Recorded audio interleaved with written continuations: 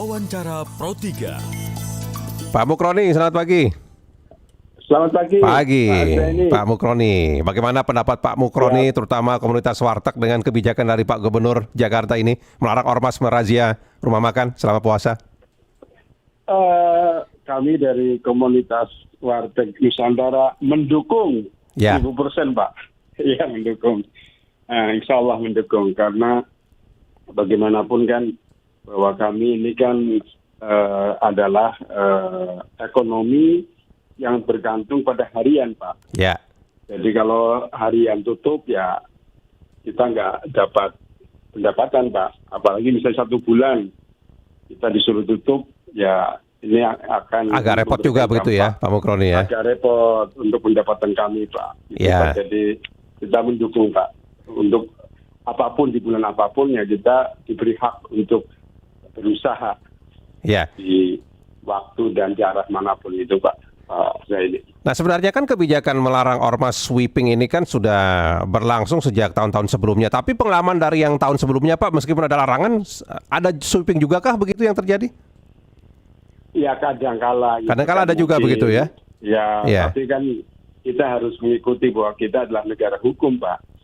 Undang-Undang nomor 3 tentang perda itu kan harus sesuatu yang melanggar itu bukan ormas, Pak. Tapi Ya. ada pelaksana misalnya satpol dan lain sebagainya. Jadi kita harus mengikuti undang-undang. Terus di undang-undang ormas juga ada kan undang-undang nomor 17 tahun 2013 bahwa nggak boleh tuh ormas mempunyai kewenangan di luar batasnya, misalnya sweeping dan sebagainya, itu nggak boleh kan, Pak? Ya. Nggak sesuai dengan peraturan yang ada, itu, Pak. Jadi ini disambut baiklah oleh para pengusaha warteg lah begitu ya, Pak, kebijakan Ya, Pak Gubernur ini begitu ya, artinya- penegasan dari Pak Pramono Anung begitu ya. Betul, karena kebijakan ini kan sesuai dengan hukum dan aturan yang ada di negara Republik Indonesia ini. Ya. Ya, tapi untuk menjaga suasana puasa juga tetap kondusif, tetap hikmat begitu. Nah, apa Pak kebijakan yang dilakukan oleh warteg-warteg? Kalau biasanya kan ada tirai begitu ya Pak untuk menutup supaya tidak kelihatan orang makan atau pajangan makanan yang ada begitu. Itu bagaimana Pak Mukroni? Iya, betul. Itu kan memang kita juga harus menjaga adab ya. Ya. Bagaimanapun kan orang berpuasa harus menghormati orang yang tidak berpuasa. Orang yang tidak berpuasa juga harus menghormati orang berpuasa.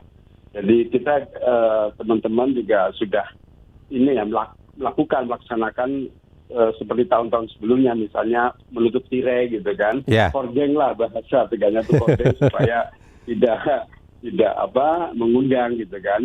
Tapi bagi kita ya yang mempunyai keimanan yang mohon maaf ya, yang Ya. teguh, masa kita melihat makanan, kalau kita imannya istilahnya teguh dan punya pendirian kan nggak mungkin tergoda, Pak. Ini aja bahwa artinya bahwa sebagai seorang muslim yang taat, sebagai seorang yang beriman, Ya. ketika warung istilahnya mungkin agak lalai, tirainya terbuka karena angin gitu kan. Ya. Terus kita batal, itu kan lucu gitu kan. Artinya imannya sederajat di mana gitu kan. Itu aja sih. Tapi kita akan menjaga terus adab supaya kita tidak usah memamerkan gitu kan, misalnya Ya. makanan istilahnya, sehingga orang ya itu kan terpengaruh, kita juga nggak boleh kan, karena Ya. orang yang tidak berpuasa juga harus menghormati orang yang berpuasa. Artinya menghindari potensi memancing hal-hal yang tadi diinginkan lah begitu kalau Betul, terlihat orang yang makan atau betul, pajangan Pak. makanannya Iya. begitu ya Pak Mukroni ya. Betul. Oleh karena itu teman-teman ya sepanjang setahu saya di bulan Ramadan ketika saya lewat di jalan, mereka sudah melakukan adab itu kan, menjaga etika supaya ada keharmonian gitu antara orang yang tidak berpuasa dan berpuasa. Dan kita juga mengharapkan untuk takeaway, Pak, Ya. dibungkus itu kan Oh supaya ya, itu lebih aman lah begitu ya Pak Mukroni ya. Jadi Iya, makannya kan di ada rumah orang saja sakit, atau di mana betul. begitu ya. Betul, iya, monggo. Jadi itu salah satu himbauan dari kita ke teman-teman, kalau misalnya dianjurkan pelanggan yang memang tidak berpuasa, ya kalau bisa takeaway silakan. Tapi mungkin kalau orang lansia atau anak-anak kan, ya monggo makan di tempat, karena mungkin bisa saja Ya. biar tidak bolak-balik, Pak, mungkin ya faktor tenaga, usia dan lain sebagainya, Pak. Ya. Jadi, Tapi Pak Mukroni, dari teman-teman pemilik warteg di seluruh Indonesia kan setiap daerah ini pasti punya kebijakan berbeda-beda begitu ya soal tempat makan begitu. Nah, apakah ada seperti kekhawatiran yang sudah mulai muncul begitu nanti di daerah tertentu mungkin ada sweeping juga begitu Pak Mukroni yang Bapak terima? Iya, iya. Saya pikir mereka kan berdagang sudah tahunan, Pak. Iya. Bukan dadakan ya. Jadi mereka sudah beradaptasi lah dengan. Ada juga misalnya menghormati bukanya ya, bisa sore gitu kan, sampai pagi ada. Itu masing-masing lah. Tapi pada intinya ya tadi kalau memang istilahnya mereka bisa buka mengikuti aturannya itu monggo. Tapi manakala karena tadi kan bahwa kita juga melihat ada beberapa mungkin tadi pedagang-pedagang yang tergantung pada harian dan dia tidak bisa buka malam ya monggo aja. Tapi tadi menjaga etika dengan menutup dengan kordeng dan sebagainya. Itu Pak saya. Iya. Tapi biasanya ada juga kah warteg Pak yang punya kebijakan sendiri begitu ya? Misalkan dia hanya buka ketika sahur, nanti siangnya tutup buka lagi agak sore. Adakah seperti itu juga Pak Mukroni biasanya Pak warteg Pak? Iya, bisa saja karena mohon maaf mungkin ada asistennya yang pulang Pak biasanya. Oh, begitu. Setahun pulang ya dia karena mungkin keterbatasan. Iya, kalau buka terus agak repot begitu ya Pak Mukroni ya. Iya, jadi dia bisa mengkalkulasi, menghitung lah. Oh yang saya di antara 24 jam yang banyak kan sahur dan buka. Makanya dia buka pada waktu itu. Menjelang sahur atau menjelang buka puasa lah begitu ya. Iya. Karena biasanya pegawai warteg juga awal-awal Ramadan pulang kampung ya Pak. Biasanya begitu ya Pak Mukroni ya. Iya, karena memang kan mereka ada munggahan atau apa begitu ya Pak Mukroni biasanya ya. Ya, itu ya artinya dengan kondisi ini mungkin tadi warteg akhirnya dengan kekurangan asisten makanya dia buka jam-jam tertentu. Ya. Tadi itu. Tapi ini kan warteg biasanya kalau sahur ini kan menjadi andalan masyarakat juga Pak. Ini rata-rata sahur itu pasti buka begitu ya Pak Mukroni ya? Iya, karena apalagi yang dekat perkantoran Pak kan banyak teman-teman pegawai yang kos ya kan. Iya, betul. Udah capek terus masak apalagi malam-malam kan. Iya. Dan mereka larinya kan ke warung-warung. Ke warteg yang dekat begitu. Iya, itu. Jadi mereka ya siap untuk buka. Oleh karena tadi kadang-kadang siangnya nggak buka karena tadi mungkin aslinya sudah pulang sehingga keterbatasan penyaji makanya dia buka di jam-jam tertentu yang ramai gitu kan. Iya. Menjelang buka dan menjelang sahur. Ya, Pak Mukroni ini satu lagi nih Pak. Ini kan kalau dari informasi tim liputan kami di berbagai daerah harga sejumlah bahan pokok ini kan lagi naik. Cabai rawit merah kan luar biasa nih naiknya ini. Itu bagaimana pengaruhnya terhadap para pengusaha warteg Pak? Iya, itu kayak kalender tahunan Pak. Iya. Ritual tahunan.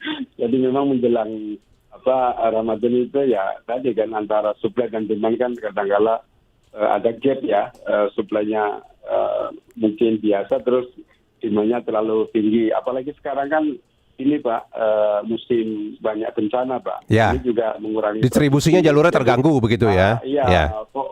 Volatilitas ini justru di tahun ini agak lumayan tinggi Pak. Terus ada tadi mohon maaf saya kebutuhan shock demand MBG itu kan yang 5 juta kemanfaatan itu yang berapa telur yang dia butuhkan ayam begitu telur. Oh banyak tersedot ke sana juga begitu pasokannya. Itu menaikkan betul. Itu jadi ada beberapa faktor Pak di Ramadan ini ya karena baru tahun ini kan program pemerintah dijalankan sehingga lumayan juga nih Ramadan ini. Telur sudah 31 kan yang tadinya 27. Daging ayam juga naik begitu ya Pak ya.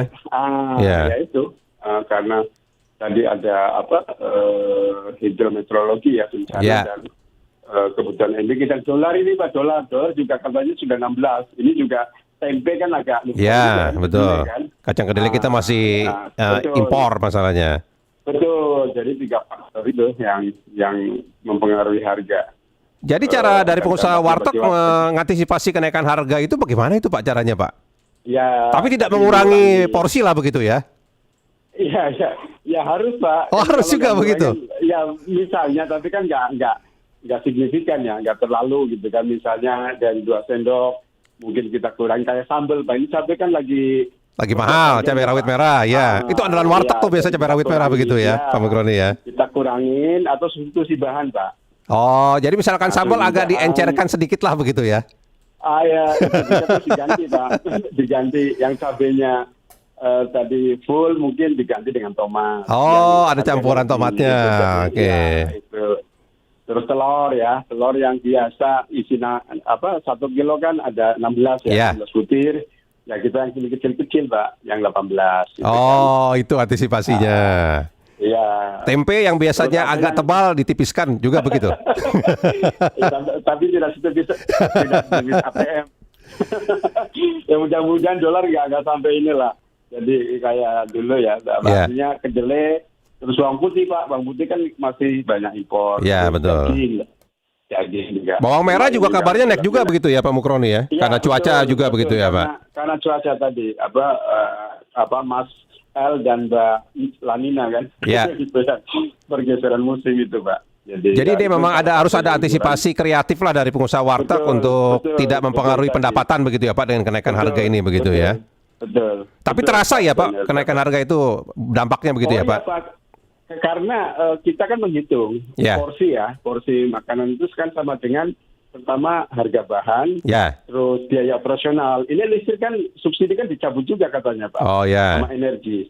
Terus itu gaji ya, gaji asisten dan sewa itu ada 4 komponen. Salah satu naik kayak bahan kan tetap porsi keuntungan akan berkurang. Ya. Apalagi kita nggak menaikkan harga kan begitu Pak. Jadi dampaknya ada bisa 1%, 2%, 3%.